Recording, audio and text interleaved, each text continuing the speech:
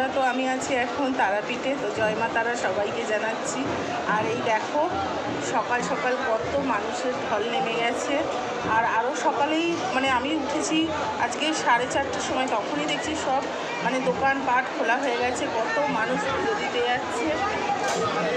আর এই যে আমি আমাদের হোটেলের রুম থেকেই তোমাদেরকে দেখাচ্ছি। দেখো এই যে একদম সামনেই নেওয়া আছে, একদম মায়ের মন্দিরের সামনে, মানে এতটাই সামনেই দেখো সিঁড়ি দেখা যাচ্ছে, অনেকটা সামনে, মানে ওখান থেকে নেমেই আর দুপা হাঁটলেই মায়ের মন্দির একদম সামনে। কত চারটে পথ দেখো দেখাচ্ছি।